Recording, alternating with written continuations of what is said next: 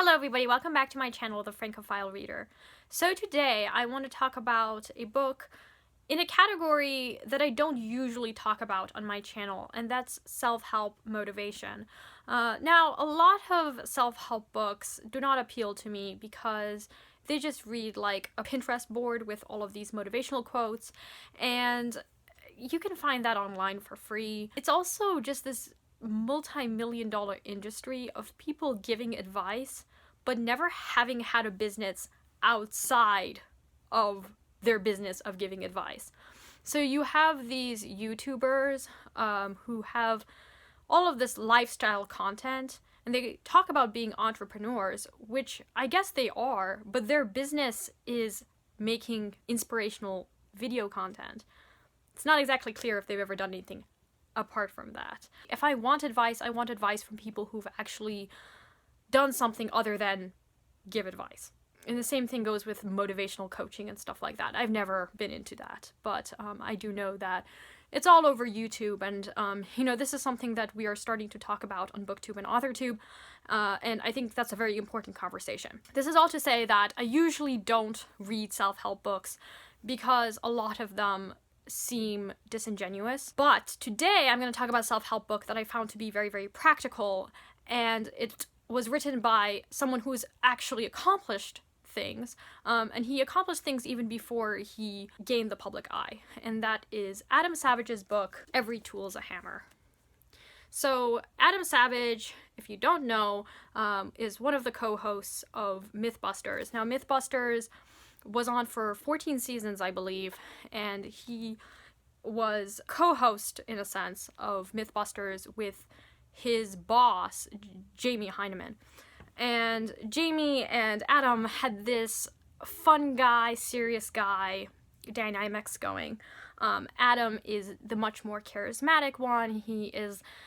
He's been compared to like that crazy science professor you have in college, whereas Jamie Heineman is very serious, he's soft-spoken, he doesn't play around. He's definitely not made for camera and film. He's the machinist. He's the person who has all of this technical expertise, but he's not, kind of a born educator. Although, Adam Savage does say that Jamie taught him a lot of things, because Jamie was actually his boss. Adam was working for Jamie Heineman in his workshop, and then when Discovery came to Jamie asking if he would like to be on this show, Mythbusters, Jamie admitted that he wasn't charismatic enough, but that he knew somebody who would be a good co-host.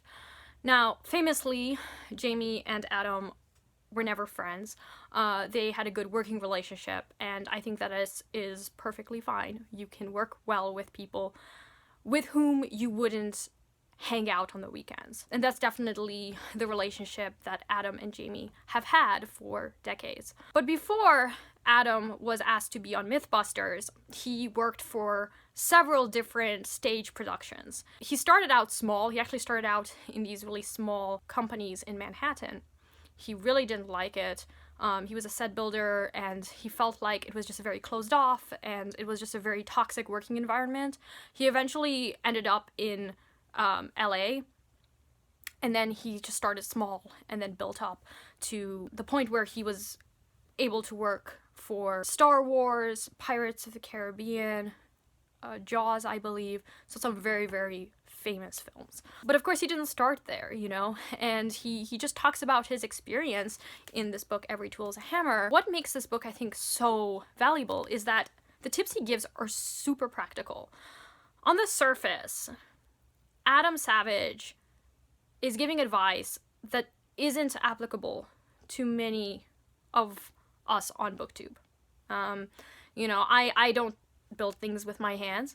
I don't, I know how to put together IKEA furniture, right? But I'm not a machinist. I cannot really use tools very well. So it would seem that this book wouldn't be very helpful. But the advice that he gives about project management and about what he has learned over the years that has worked for him, I think is extremely practical. It's one of the most practical self-help books I have ever read, because I can just very immediately apply the tips he gives to what I do as a writer and an academic writer. And it's really interesting because Adam Savage doesn't just refer to himself and, you know, his colleagues as builders, but also anybody who creates something new. So writers, cooks, you know, you could be a builder and not make things out of wood or metal. And that really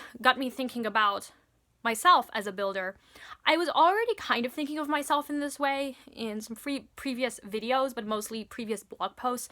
I have compared my experience as a writer in academic writing and in academia to carpentry and, you know, learning how to build a good table and, you know, feeling like I'm an apprentice who's learning how to make something well, and how I'm trying and learning from my mistakes and trying again. And, you know, I never really thought of myself as a creative, and I guess that's why I really found this book so relatable, because this carpentry imagery fits how I understand myself as a writer, more so than this creative entrepreneur image that is widespread on YouTube. So I want to talk about this book in detail. So there will be spoilers, but as I am talking about this book, I will also talk about how I'm going to apply it to my own life and to the projects that I want to accomplish in 2020. So one of the things I really thought was fantastic about the early chapters was that Adam being honest about his failures.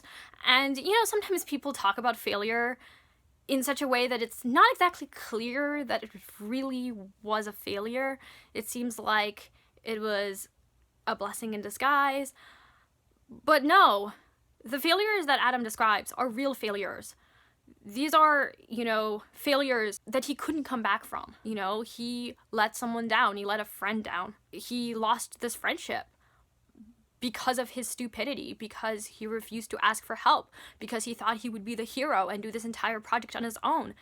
And he failed. And these are the kind of failures that are embarrassing, that are shameful, and these are not the kind of failures that people really talk about. I feel like so much of self-help is about taking risks, and sometimes these risks are just frankly stupid. Yes, maybe it worked for that person, but it's like playing slots and trying to build wealth through gambling. Like, yeah, it works once for that person, but then the next time it won't work for that person. They won't tell you that because they want to make money off of selling their books.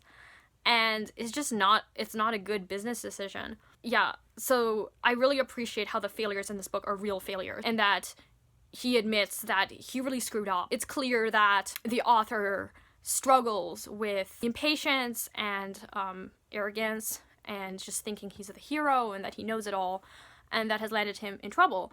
Now, if you are someone who builds things with your hands, you could really injure yourself. I'm surprised he has all 10 of his fingers. I have to say, I was watching one of Adam Savage's YouTube videos where he was building something in a day, and he was using this table saw, and he's sawing towards his hand. He needs to take some of his tips to heart a little bit more, maybe, because that wasn't smart. One of the tips that he gives in his book is that you need to use more cooling fluid.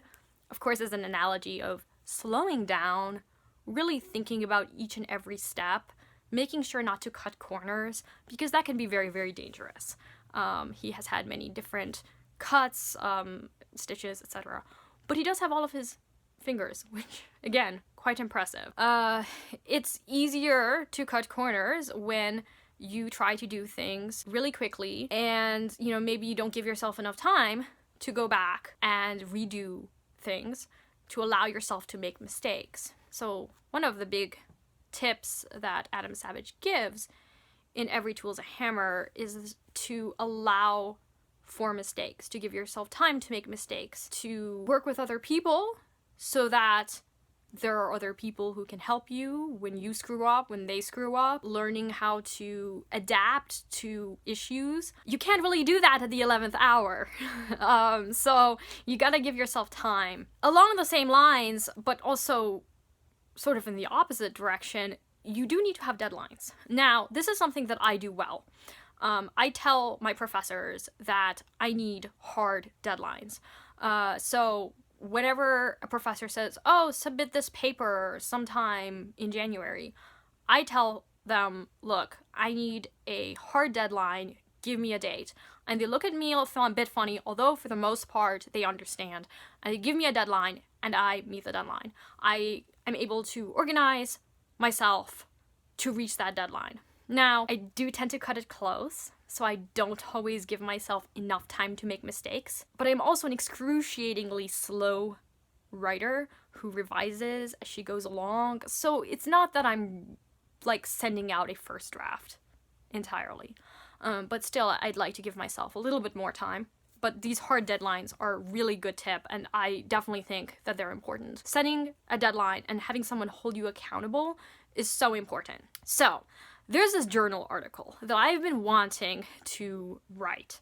And in 2019, I said I would submit it, but I didn't really have this really hard deadline.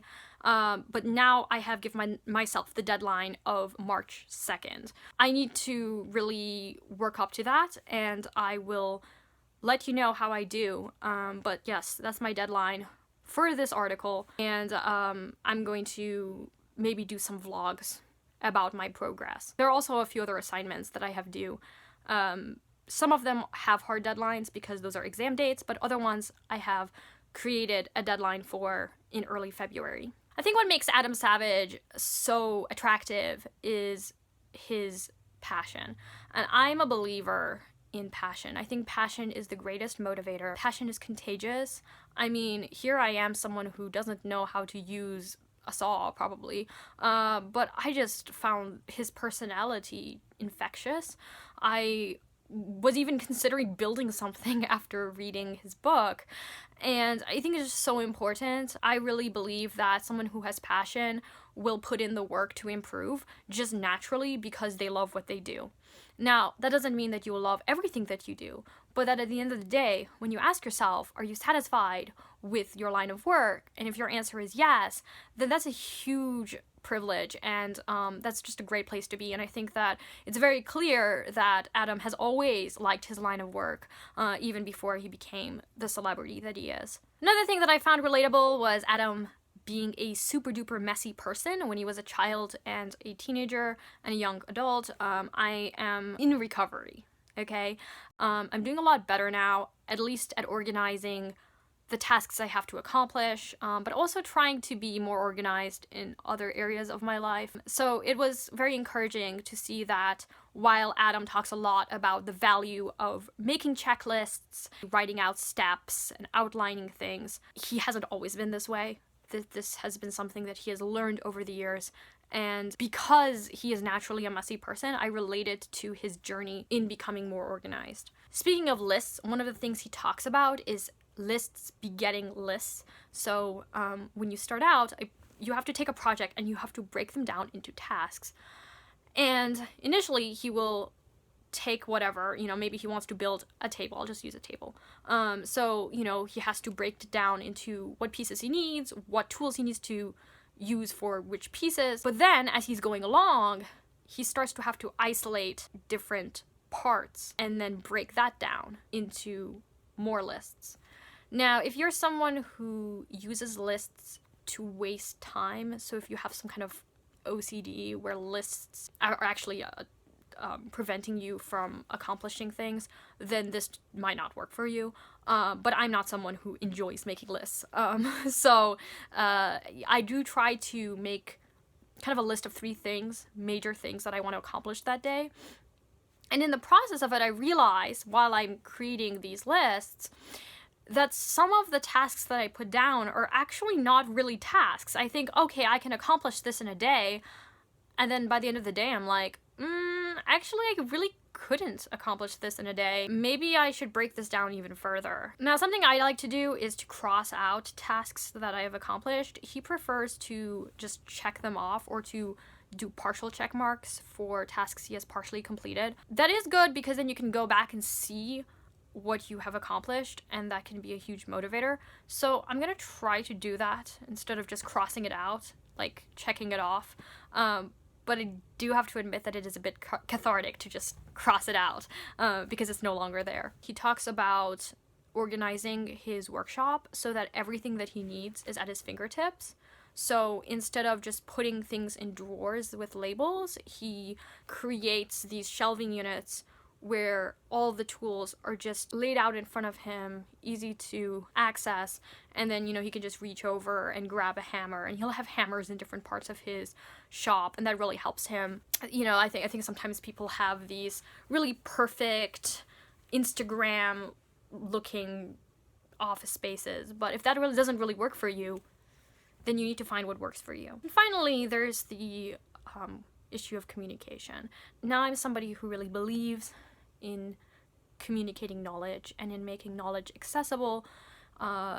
Adam has posted on different Reddit forums just the kinds of projects that he creates for fun on the side. He likes cosplay, so he will make something and then he will post it on Reddit and get feedback from other people, so they will teach him things, he will teach them things, all for free, and I think that that's fantastic. This is what's wonderful about YouTube, and I'm all for fostering this kind of open information. We need more of that, I think. I know that just even posting videos and editing them, I wouldn't be able to do so much of this if it weren't for people who posted tutorials on YouTube. They helped me so much. Same with customizing my blog. This stuff is really important, and so because of that, we need to value communication. Now, if you're a writer, like myself, communication is something that you're always thinking about. But even if you're not, if you're making something, you need to be able to show it to other people. If you are a builder, then you need to be able to draw it so that other people can understand your drawing, build it themselves, help edit it for you, etc. Communication is a huge part of what Adam Savage does, obviously, and again, his personality is just perfect for education. In general, I really appreciated how he raises up other great set builders. He makes sure that everyone knows that it takes a team to build something. It's not about being the hero. I do wish that he had mentioned the M7, Carrie, Tori, and Grant, because they were such a huge part of Mythbusters. They were half of each episode for multiple seasons, and they are never mentioned in the book. That really bothered me because I did enjoy their parts, and I just feel that it was just so unfortunate that Discovery decided to stop their contracts. I thought they were just a very valuable, very fun part of the show. And I would have liked some mention of their role in making Mythbusters what it was. But overall, I thought it was just a very informative book. The writing is not great, okay? It's very clear that Adam wrote his own book. He says in the introduction he'd never written a book before. This is him writing a book for the first time. He does use this very casual conversational style, which I think is perfectly fine for the kind of book it is, but at times that kind of got in the way of me really understanding what he was saying. I would have to reread a sentence. So maybe it's a little bit more digestible to listen to an audiobook where it then sounds like someone is talking to you and you're not so caught up with the bad grammar, the sentence fragments, the run-ons, etc. Yeah, the writing is not good, but I don't think that's why you would be reading this book in the first place. So yeah, this was a great book, and I'm already thinking about changing some stuff around, and like I said, my deadline for submitting my draft for my article is March 1st. Thank you everybody for watching, and I will talk to you later. Bye now.